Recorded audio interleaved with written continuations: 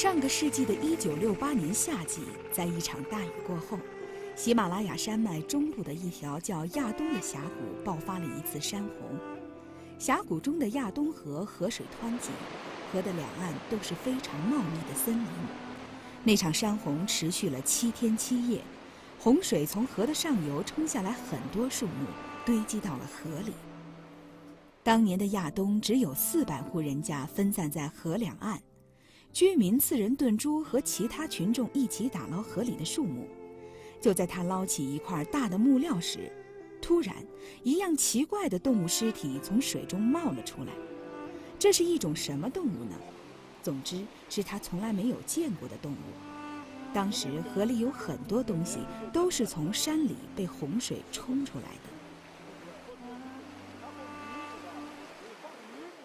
不是他买不起的数据就不起，的米的就演员就不买不的的话，我的都也吃上汤。因为可还是呢，出入了解推走，你们就这样清查了吧？你们差不多送到我带着绿的多，可喇叭大，可当的就带着带下，米数不猜得起，米猜嘛的几个数不有啥的话。喇叭的通的没差不多，没差不多，因为可你讲的不给的话，不棕色的给的话。因为哪个吃走讲个闽南些人想过，米的差不多啊。因为米当然就什么的来带着人啊的话，靠什么人？这个怪物伴随着泥沙消失在了亚东河中，这究竟是一种什么动物呢？是当地人传说的人熊，还是喜马拉雅山的雪人？喜马拉雅山脉一直都是雪人传说最多的地区之一，藏语称为米贵，意为人形怪物。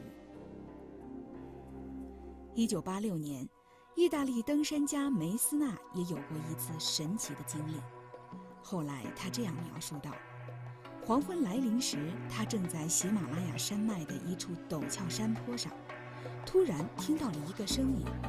他看到在前方不远处耸立着一个庞然大物，几乎同时，那个怪物也发现了他，而且怪物似乎有些畏惧，纵身躲进丛林。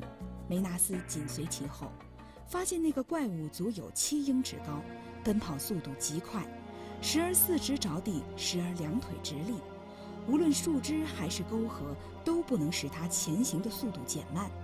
此时梅斯纳想到了，这肯定是这里的山民常常提到的喜马拉雅雪人。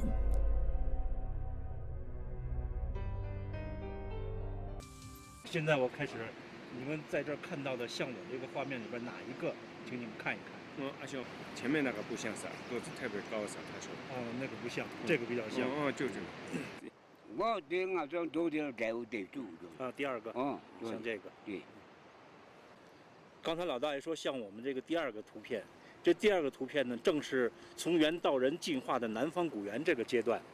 南方古猿的特点呢，正好是直立行走的前期，比较早一点，所以他看到那个呢，有点站得不太稳，有点还得要扶着一点别的东西，和我们这个阶段的进化呢，正好是对应的。另外一个呢，他讲的我特别问了一下，就他的胳膊和腿哪一个长？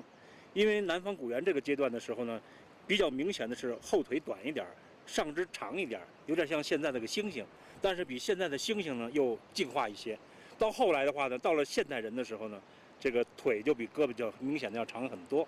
所以老先生看的呢是这一个阶段呢，看的比较准确，和我们这个图片和我们的整个人类进化的这个轨迹是完全对应的。在印度洋温润气候的影响下，亚东沟里被茂密的植物覆盖，许多动物曾经选择在此生存。